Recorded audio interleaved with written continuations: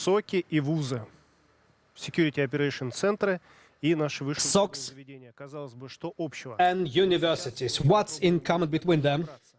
We're trying to clear out this situation. The topic is called The Only Way to Survive, Why and How. Innostage creates the first inter-university service provider. And we're going to speak with Nina Shipkova, leading consultant in information security for Innostage. Hello. Sergey Maleychik, CEO for CyberOak. The topic is very unusual, it's very new, and some analogies are not available, at least on the Russian market. In the beginning, let's try to make certain what problem we're trying to solve, which is this problem. Before speaking about problems, let's briefly tell you what it is. Inter-university SOC is a unique project to create on the basis of several universities of Tatarstan Center of Prevention of Cyber Threats or Operative Monitoring and Reaction SOCs, Detection and Response. Okay, about problems. Why do we do that? First of all, we're solving the problem of defense of universities.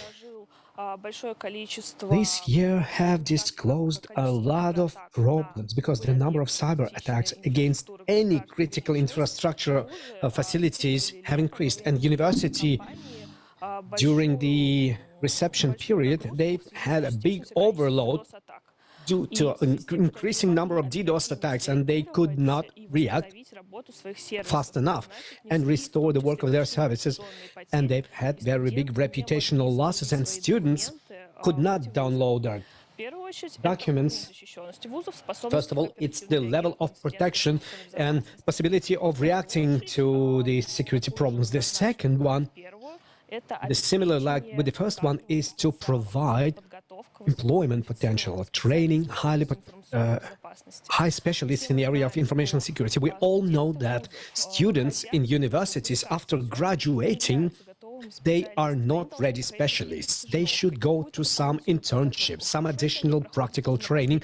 Good if they do it at last years of their universities, but if they don't do that, the company which hires such a student should provide them some time for adoption, for learning. They should spend their resources for that.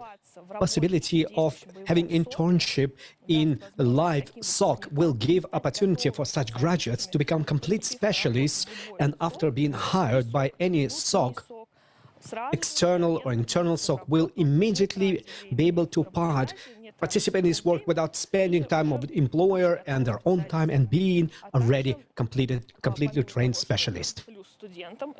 In addition to the fact that this has advantage to the student, it's an advantage to the market to which these highly qualified specialists are moving to. They can go and work for SOC and information security department, not exceptionally in SOC. Their level of preparation and training is significantly different from those students who didn't go to such training in field. Well, informatics technical university, well, it's a technical university. Telecommunications and informatics, and the word switch and router, I've learned about this word after the university. So this knowledge that was given to me in the university is a fundamental knowledge about rotor phones and all types of switches, but all the modern equipment and software you learn through the practical experience about it. You said that universities are not protected, that there is a lot of attacks against universities. Can you speak a little bit more about that? Which problems we have in our universities? Do you think that universities are not homogenic? Like state universities are more equipped with infrastructure, etc., and equipment with resources, but there are also other universities, and there are more of them, and by the level of maturity, they are not pulling up to the level of advanced universities. So mainly, this is a big deficiency of people, deficiency of those who will provide information security, and lack of perfection. So hackers attack universities. What happens? Well, hackers have a lot of things they can get from universities. Well, there's a personal data, there are intellectual property, especially if we speak about research activities, and universities were not really interesting to hackers previously. There are no money. You cannot spy. Well, diplomas and sell them in the metro. Well, due to our geopolitical situation in our country, we have understood that any facility can become legitimate for hackers. These are reputational losses, first of all. This is DDoS attacks. This could be some deface, substitution of site content. This is also reputation losses. And less likely, this is theft of information, even though R&D can also be stolen. I would like to add to this that, honestly speaking, in the development of the university science and applied science on the basis of these universities, the state invests a lot of money, like growing of regional universities, purchase of new technologies, research labs. And this does provide results because we do see certain research activity, we see more of it, and it is strongly digitalized, as we can say. That's why threats to universities are growing, because intellectual property, new technologies are appearing, and it's interesting for them to break it. Who are those hackers? It is doubtful that out of those who've been learning in universities, they all been breaking their own universities. Well, I'm sitting in a hotel, in a dormitory, I will go and search something in the site of my university, and from my point of view, this is a wonderful sandbox. Because you already have a criminal who is almost see my inside. You know, he's not trustworthy student. He already does something with the same hacker opinion. He said, well, nobody will do anything to me for that.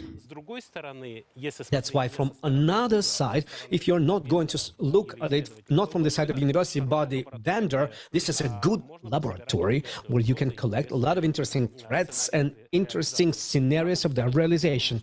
The same standoff.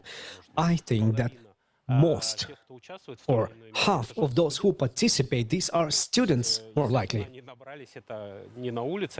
Of course, they don't collect it on the street, but they've been experimenting, and the student, they can be called insiders because they know which dean and where he stores this information, and in this sense, they understand this information system and the system of movement. But how will it be different from regular practices? Well, they have practical experience in other companies, you improve your knowledge and skills, internship. Well, the main idea, we, CyberRock, we're open source, we are for collaboration, and XDR, we're writing XDRs together with positive technologies. So when we have seen that there are two sides, one side is universities, which have a need but no budget, basically no resources to make more or less normal information security, but on the other side there's an industry which goes to universities, and universities don't have it, and they have trainings and practices and find normal guys and girls, and some of them are hired after this. So we started thinking together with colleagues, why don't we combine them together? Why it has to be a summer internship? Why can't we have it continuous internship, continuous one? So I've been working since the third year of university, you know, with half salary. So this idea that, okay, let's make SOC, where students will work under the control of different integrators and vendors and make safety and security for themselves and improve their level and even get some money for this. I think this was on the surface, and it was strange that nobody have done it before. It has reminded me a simplified model of radio rooms in the schools, when those people who are most talented and interested, they've been soldering radio equipment in this radio room, and then they've been broadcasting some programs for them. It was very cool for them. This is something their own, and you treat your own technology differently. But expectations, students and their level of responsibility, it's not as high compared to a professional employee who receives money for this. What are the expectations from the quality of work of these SOCs? Because you put big hopes on it. I think with hackers, but what can you have?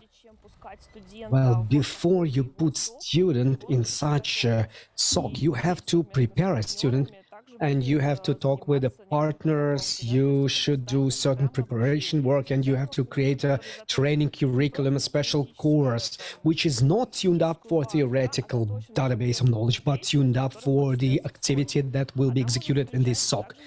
And then it can involve cyber exercise. We have theory, we have lab operations, real work, like cyber exercise.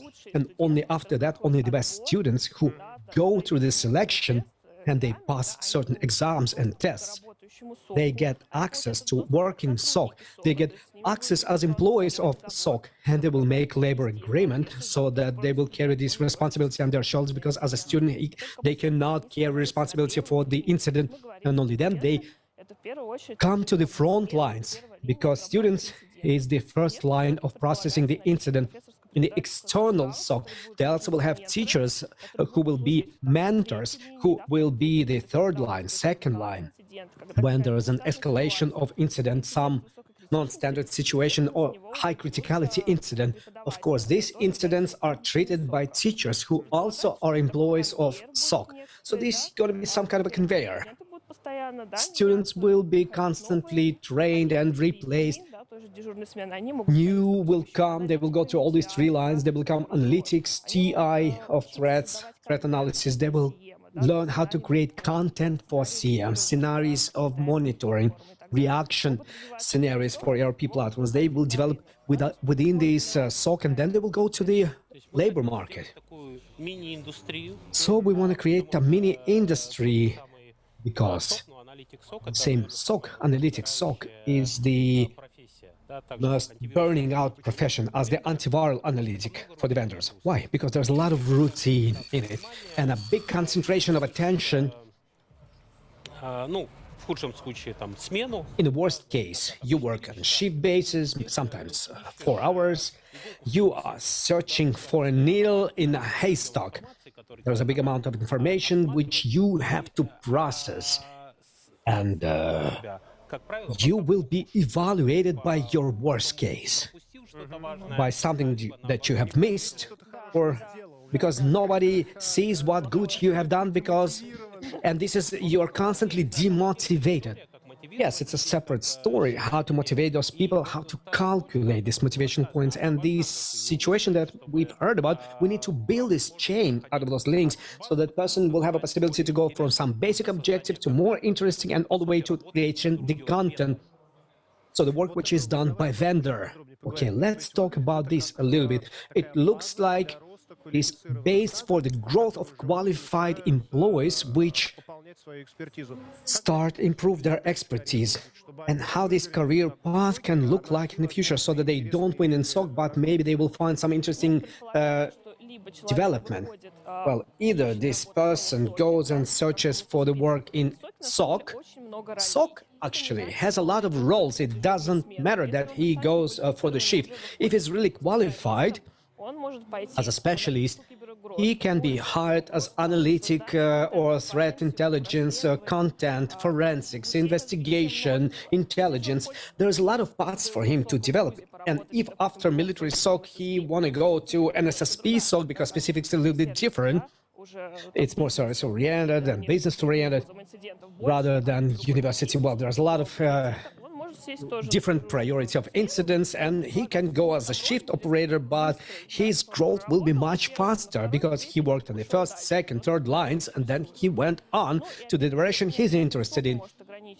And this is not going to be limited by SOC. He acquired information security skills, very deep and very practical skills. So with these skills, he can go to DevOps, development, whatever. He's complete specialist, and he's going to be hired by anybody. Ideally speaking, when you work with real incidents and with real threats, for example, monitoring of external perimeter, or you have discovered some incident, you've practiced on it, and you understand why do you need the security. It's a living security for you, not just a paper confidentiality and whatever. But somewhere in here, something has exploded, this is a consequence, and then you understand why this security infrastructure, which is available here, why it's not sufficient, why didn't it work in proper time. You know, any SOC gives recommendations solutions, not just to remove a certain particular problem, but, guys, you didn't properly tune up the firewall, you have problems with antiviruses, and you understand enterprise infrastructure, how it's supposed to work. And what has to be corrected? Ты перечислила несколько соков You have listed several SOCs разных вузов. Это изначально такая for задумка. different universities. It was your initial idea Вы с- to have a unity of universities. Why did you come up with this idea of several universities? Well, I will tell you about the architecture of this solution. Server capacities and everything which is related to the content. Content means monitoring, simulation and response, and cyber art. This is the heart and nucleus will be connected in Innostage. In the universities, we will deploy certain security labs with certain agents connected to our capacities, to our knowledge base, but they will conduct operational monitoring and response. So all the responsibility will be on their shoulders. We will provide content, we'll provide knowledge, we'll provide methodological information, training, course programs will be developed, we'll observe them, how successfully they've launched it, we'll answer their questions. And with the support of our technological partners, Positive Technologies and CyberOrg, we'll build necessary infrastructure, we'll connect monitoring tools, defense tools, response tools, they will learn how to work with them, they will learn these products, and they will become specialists, including product specialists. Why don't we go to the same vendor, to the same company where they've been learning? Well, this is as for the architecture. Replying to your question, why several of them? Honestly speaking, my deep conviction is that even big companies are the current model of threat. They are not able to resist to real criminals. The main reason is that on the other side, very often they have very motivated, smart, and people with good budgets.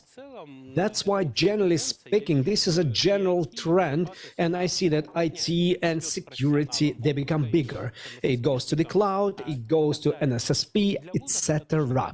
And for universities, it's also very important. So every university have started with this. They by themselves are not able to protect themselves.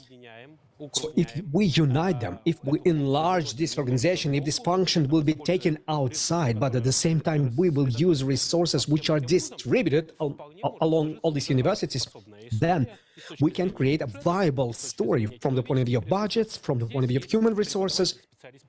We have forensic specialists in this university. In that university, we have a teacher pen test specialist who's been having their own CTF team, and this CTF team starts working for all universities instead of just one. It's a very interesting approach. It's understandable by several universities, but administratively, how you solve this problem, because different universities have different budgets, different resources, different interests. And they say, oh, we will be working with this university and this, and not with this. We try to connect them. Yes, we do connect them. And the most important thing is that we are equalizing these universities by the level of protection, by the level of defense. They will have very similar, because they will provide services to other universities, so they will be similarly protected. There will not be division that we have not protected universities and those who are overprotected. By the way, do you have some international practices when universities are defending themselves and then they grow so much that they start defending companies? MSSP is a very popular thing. Well, we have not studied this. We are aiming the universities in Tatarstan, but if this will be a successful launch, we want to proliferate it to a federal level as well. Why not? Why not? What will be a good result to you as the ideologists, founders of this project, but 5 years after? And you will say, well, this is what I wanted to do. Well, first of all, it's the ecosystem of universities. Universities will exchange between themselves with all the ideas, intellectual property from the point of view of monitoring and response, internal content, landscape of threats. This is defense of those universities when they can react operatively. And of course, coverage. scope. Сейчас буквально добавлю. И, конечно, независимости. And of course, their independence, because we don't want to hold them for the hand. We want to release them in a free float, and they should develop by themselves, and they should show their best. Важным еще моментом, просто добавить, не буду повторять. What is important to me, I'm not going to repeat whatever was said. This initiative will be joined by other companies. There are internships, all the companies, they have their own interests for the intern acceptance. But everybody is interested to participate in this story, both from the point of view of educational training of their employees and from the point of view of some test field. Because when introducing your solutions, see how these solutions are working in this toxic environment. Pull some additional labs inside of universities for the R&D, which is interesting to you. So you can look at it a little bit wider, not only as a training, not only as public relations of your products, but also as a good test stand and a possibility of including community and create TI content, testing products, etc. It's the community of information security specialists, a consortium, I would say. Well, I've seen good labs on the basis of Cisco. They've been making labs well equipped with hardware. They've been growing their own specialists. And because the popularity of Cisco equipment was really high until recently, a person couldn't find a job anywhere. And they had opportunities for future career growth because their certification, diverse certification by the depth and by the breadth. So it would be wonderful to see a similar system which is combined with a system of education in universities, with internship system, and with continuous practical application of your skills with vendors, with client companies. That's true. Good thing. Good job. We hope that everything's going to work. Yes, it's well. It's good. It's going to have a practical experience because this is about the growth, professional growth. This is about something that's missing in our country, that we don't have enough talented guys to solve these problems in the area of cybersecurity in companies, and university will allow us to dive flexibly in this environment, and after graduation you can enter that stream which you have selected, and by this you can go to work, and it's better to defend and protect and make our country more defended and protected. Okay, thank you very much, dear friends. Sergey Gordeychik, thank you very much. You've been telling us about how the first innovative SOC was developed for universities based on several universities and prepared by the company BK Innostage and Sunny Rock. And positive technologies. Yes, and positive technologies. Thank you, thank you, thank you.